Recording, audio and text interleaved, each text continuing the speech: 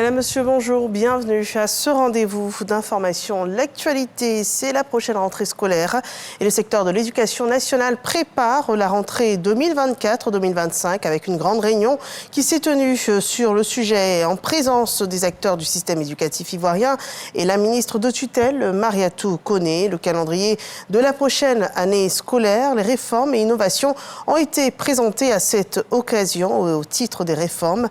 On note le retour du calcul mental, la redynamisation de la plateforme Mon École à la maison et la mise en place du programme national des premiers apprentissages scolaires. Les jours avant la rentrée, on fait le point aussi des infrastructures scolaires. Seront-elles prêtes à accueillir les élèves dès le 9 septembre prochain? Nos reporters à Bouaké ont sillonné des établissements dans cette zone. Leur constat vous sera présenté au cours de nos prochaines éditions. À suivre, on s'intéresse aux infrastructures routières, des grands travaux du district d'Abidjan qui ont pour but de faciliter le transport routier. Des travaux qui concernent la construction de plusieurs infrastructures routières telles que des autoroutes, des ponts, des échangeurs. Des travaux qui se font un peu partout dans la ville. Et à quand la fin de la réalisation donc de ce grand projet d'urbanisme dans la ville d'Abidjan? Le ministre de l'équipement routier et de l'entretien routier nous fait le point. Carmel Dia et Lamine Tramé. Transformer la ville d'Abidjan et faire de la mobilité urbaine une réalité face à l'urbanisation galopante. C'est cela l'objectif visé par les autorités ivoiriennes. Cette ambition de redorer l'image de la ville d'Abidjan se concrétise par la construction d'autoroutes, ponts et échangeurs. La ville d'Abidjan vient d'être dotée de plusieurs nouvelles infrastructures, outre le dernier ouvrage ouvert à la circulation, l'échangeur de l'amitié ivoiro-japonaise Shinzo Abe. Citons la voie de contournement d'Abidjan Y4, les 4e et 5e ponts d'Abidjan.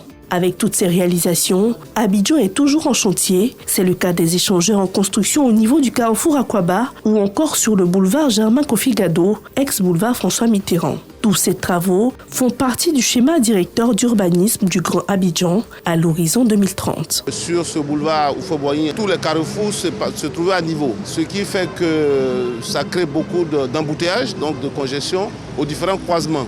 Donc c'est pour ça qu'un certain nombre d'ouvrages ont décidé d'être faits. Autant d'infrastructures routières pour fluidifier le trafic dans le Grand Abidjan. Si vous allez vers l'aéroport, actuellement il y a l'échangeur d'Akwaba qui est en train d'être fait. Qui est prévu finir fin novembre.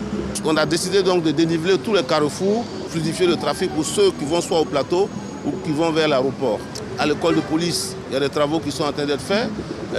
L'échangeur de la Riviera 2 est déjà fait. À la Riviera 3, vous voyez qu'il y a un autre échangeur qui est en train d'être fait. À la Riviera Palmeraie. Après, vous arrivez à Faya. On a quasiment terminé l'ouvrage. Il ne va rester que l'ouvrage d'Abata. Donc, quand vous allez sur le boulevard anciennement Mitterrand, aujourd'hui Kofi Gado, pour aller vers Bergerville, tous les carrefours seront dénivelés. Sur le délai de la réalisation des travaux, le ministre rassure. Malheureusement, on ne peut pas manger des omelettes sans casser les œufs. Le temps des travaux, mais là les travaux sont terminés, on pense qu'il va y avoir beaucoup de soulagement. À Akwaba, tout le monde voit l'ouvrage en train de se dresser dans quelques temps. Je pense que les Ivoiriens pourront circuler de façon aisée. Les populations souhaitent quant à elles la fin des travaux dans les plus brefs délais afin de pouvoir bénéficier de ces routes dans leur quotidien et vaquer paisiblement à leurs occupations. Voilà, de grands travaux, de grands chantiers pour fluidifier le trafic routier dans le district d'Abidjan. L'actualité hors de nos frontières, nous partons en RDC où la tentative d'évasion maîtrisée dans la nuit du 1er au 2 septembre à la prison de Makala à Kinshasa a fait au moins 129 personnes mortes, dont 24 par balle.